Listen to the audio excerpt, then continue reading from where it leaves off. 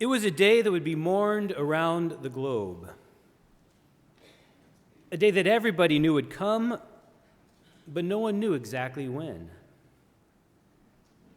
As crowds gathered around Buckingham Palace, the Union Jack was lowered to half-staff. Queen Elizabeth II, the longest reigning monarch in British history, had just died.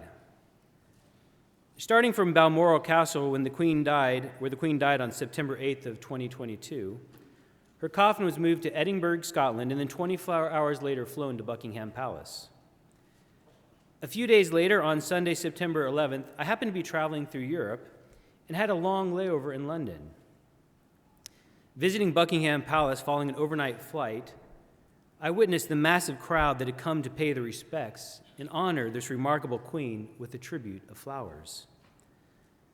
The scene was both solemn and yet inspiring, an anomaly in an age where national leaders garner little respect and are seldom treated with such dignity. Wave upon wave of chrysanthemums, roses, and the Queen's favorite white lilies spread like a sea across Green Park, while flags, cards, poems, and Paddington bears dotted the landscape, echoing the story of a woman greatly admired. Here's one photo I took of a card left by a 10-year-old girl thanking her queen for her service. Here's another handcrafted card which sat nearby with a delicately drawn image of the queen and her husband walking off into the distance. Later that week, Elizabeth's body was taken to Westminster Hall.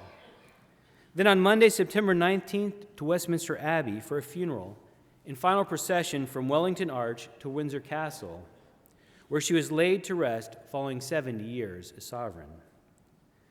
Leaders from nearly every major country attended her funeral.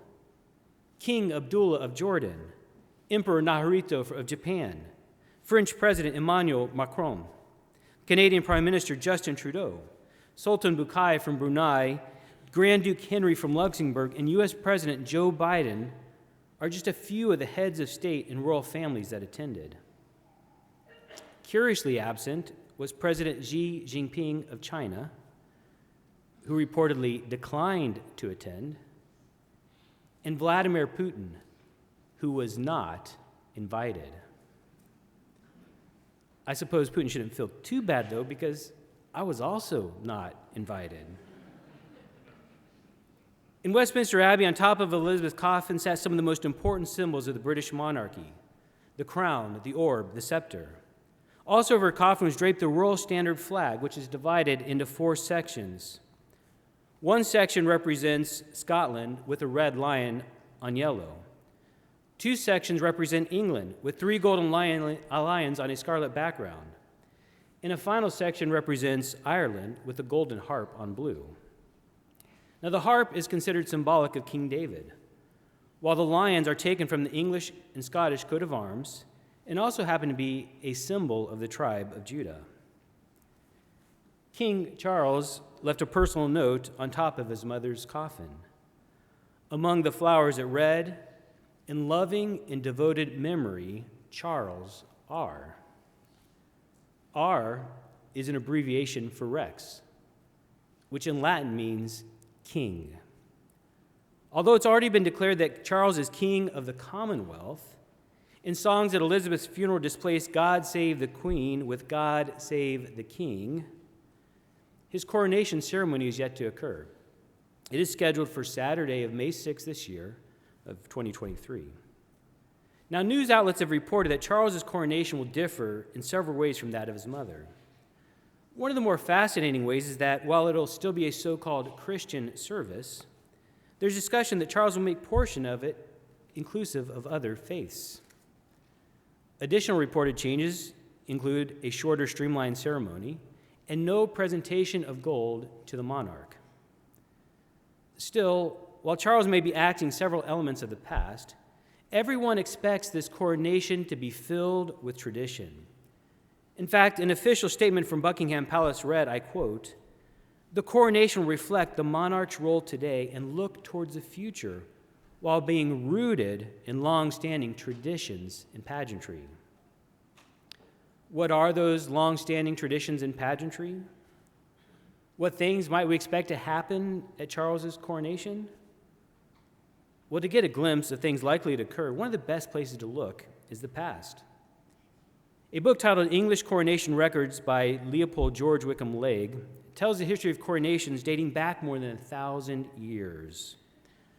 Now, while this book helps prove multiple aspects of the coronation have remained largely unchanged during that time, if we want to go back even farther, there's another book we can look at. And that book is the Bible. Now, ever since I can remember, our church has taught that the royal families of England are descendants of King David and his son Solomon. While there are multiple pieces of historic evidence which bolster this conclusion, the primary source comes from the promises God made to David.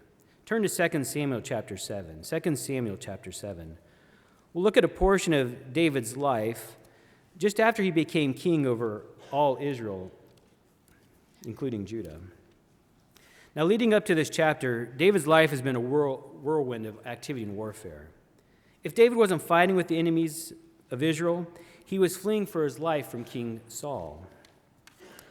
Finally, when we come to 2 Samuel chapter 7, it seems that for the first time that David is able to pause and feel at peace in his brand new palace. It is then, while David is sitting and enjoying the comfort of his new home, that it strikes him. Here I am in this wonderful palace, and I look out my window, and the ark of God is in a tent.